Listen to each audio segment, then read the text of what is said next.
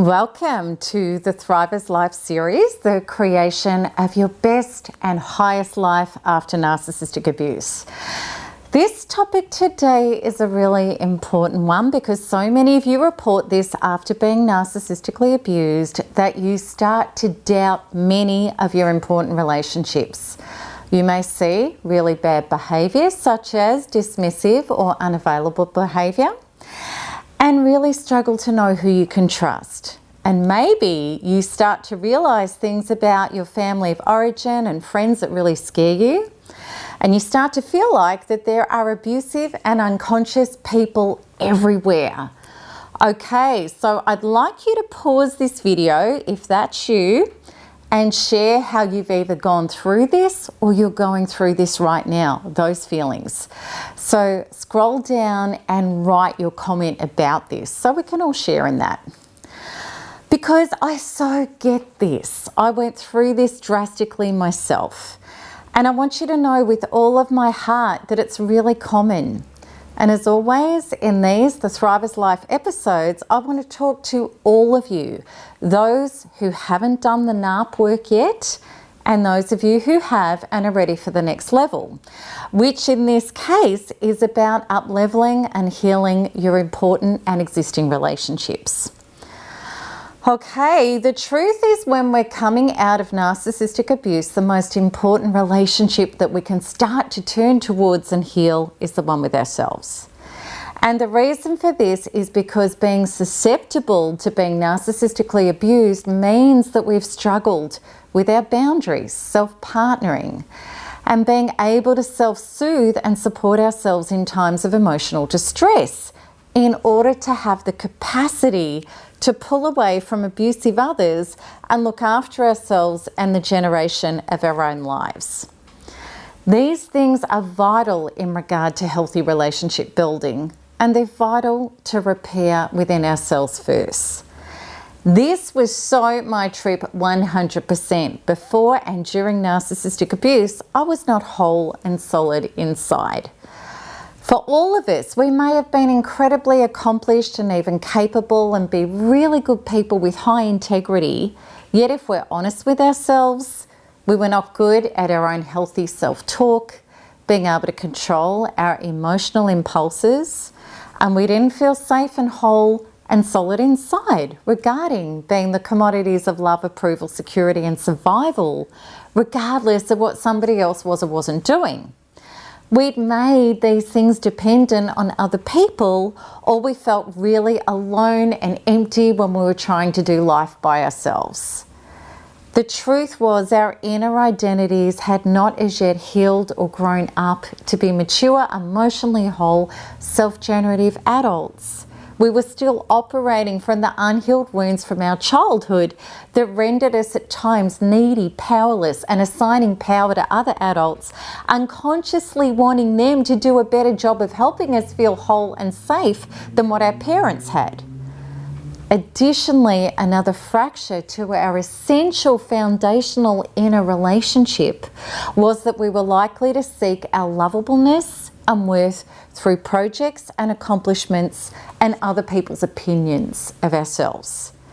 Because of this, we were very hooked into what was happening with other people and things, trying to fix those, rather than declaring and being aligned with our truth and healthy choices and power. The truth is, and I'm just going to put it to you straight, dear Thrivers, is we didn't know how to generate healthy, honest and authentic relationships. And that is what today's The Thrivers Life topic is all about. We didn't know how to show up in our power, have the difficult and necessary conversations, ask for what we want, be clear on or direct people regarding how we wish to be treated. And we didn't know how to invite other people up into a more evolved and healthier relationship with us. And if we don't clean up all of this, we're left with either trying to be everything people want us to be in order to be loved, or we will defend, pull back and observe things we don't like about them.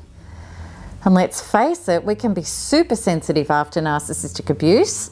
and then give up altogether because we ascertain that everybody is unhealthy and unsafe to have a relationship with.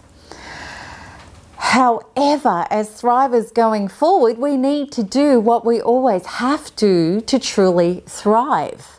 We need to take 100% radical responsibility to be the generator of our own experience.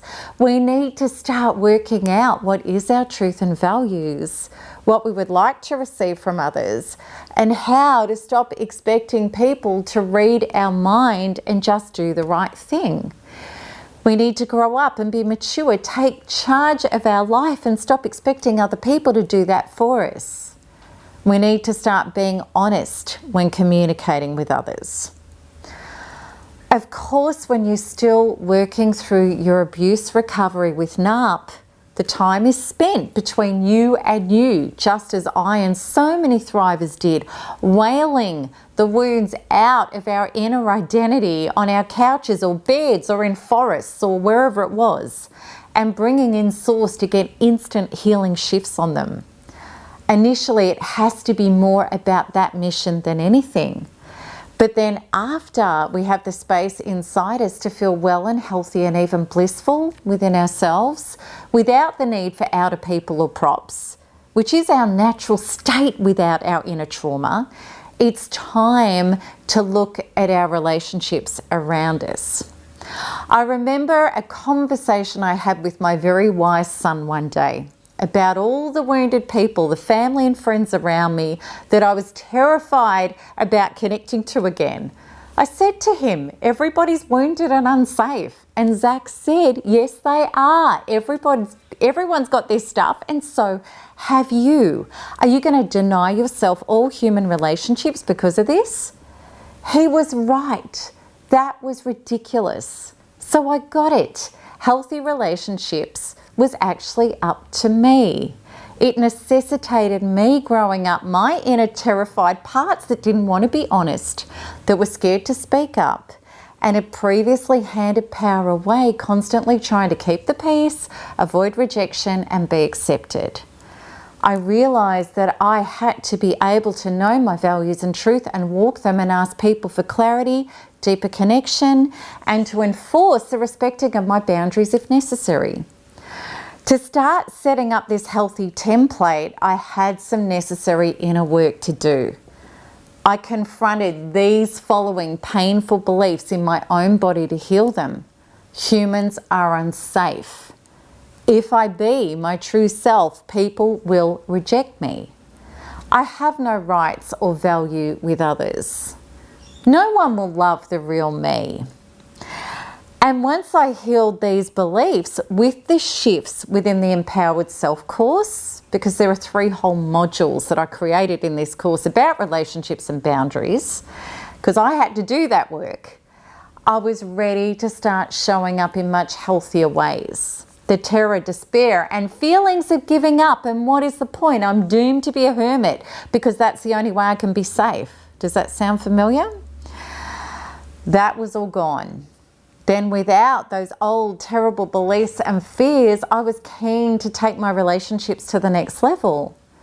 My dear friend and colleague, Catherine Woodward Thomas, she's amazing.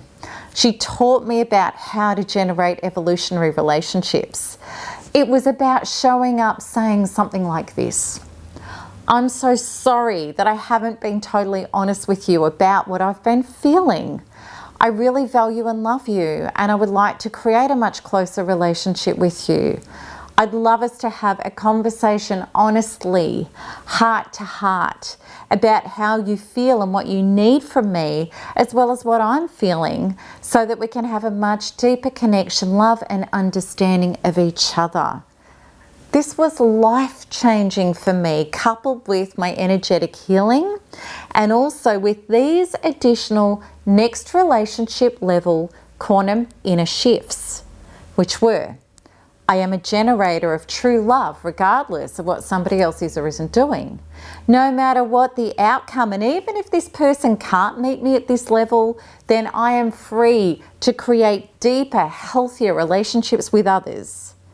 If someone doesn't have the resources to meet me here, I can downgrade the relationship expectation where I relate with them on a level that is healthy and boundary protected for me. In no way are they responsible as my source of happiness. I am.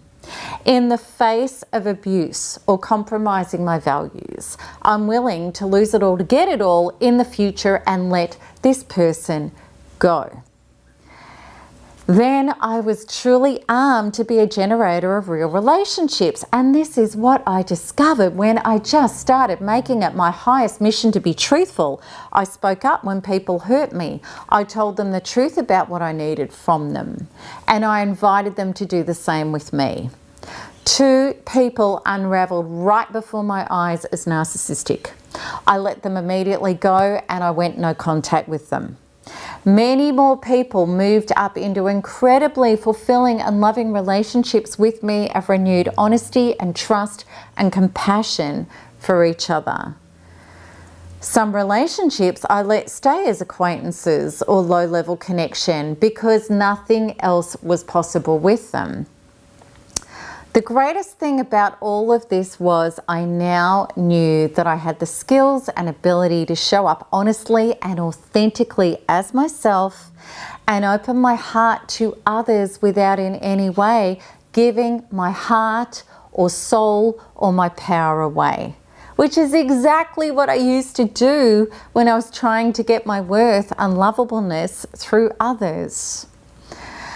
And not only did I stop fearing human beings and their wounds because I realized that we're all wounded, we're all in this together, and we can grow together if we choose to. I also knew that I was so not susceptible to narcissists anymore at all, which meant no more hiding, closing down, protecting, and trying to work out other people and how to be in relation to them. When we are fully ourselves and honest with great self-truth and boundaries, no narcissist can take you down truly. And people respect you and see you and hear and hold you more than you've ever experienced in your life. And you have the ability to grant the same to them also. This is a new path of unity consciousness for humans. The dispelling of distrust and unspoken expectations, resentments and judgments. And the dawning of the evolved age of communion, mutuality, connection and love. And the modelling for our future generations how to do this. And I am so excited to answer your comments and questions regarding this episode, so please put them up for me. And remember, after narcissistic abuse recovery, gloriously we take it further. Why? Because we can. Lots of love. Bye-bye.